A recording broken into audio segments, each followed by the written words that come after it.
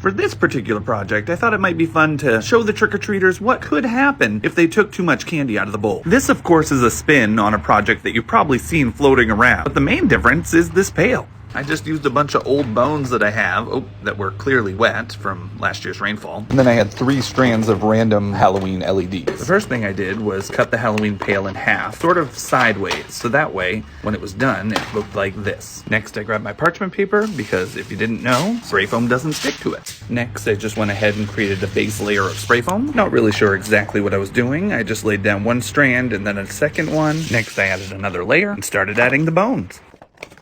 I realized I was going to need a bit more space to work with if I was going to add the pail and these extra lights. So I did that, added one half of the pail, more spray foam of course. This would allow me to add the second half, in addition to some other bones that I wanted to add to the collection. Then it was time for some more spray foam in the cracks and crevices. If I could have done this part over, I probably would have gone a little bit less. Then I thought it might be fun to add some fabric to the mix, so I chopped up some and then tucked it in while the spray foam was still wet. Then when I came back to the project the next day, I decided I wanted to make a few little changes.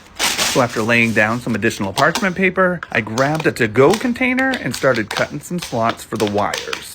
These particular light strands have buttons on them in order to change it from orange to purple, so I figured instead of just fusing it in the spray foam, I'd give it a container that I could actually take the lid off if I wanted to. Then, because of all the added spray foam, I figured I could cover it up with bugs. So I started adding those to the wet spray foam, and I did realize later on that unless they are embedded in the spray foam, they will fall off. So I ended up actually fixing a lot of them using hot glue later on. I thought it was looking absolutely amazing at this stage, so I just wanted to show you. Then I went ahead and removed it from the parchment paper. It was a little wet on the underneath. I wasn't giving it very much time to dry, so I flipped it over and gave it a little bit more time. Once I headed outside, it was just the painting. So I added some black spray paint, and as you can see, I left the pumpkins exposed because I thought that was a little bit more fun. With it lit up, it looks pretty great. I think it turned out amazing. One thing that I would do differently is go a little lighter on the spray paint, allowing more light to shine through. But overall, I love it. As always, thanks for watching and stay crafty.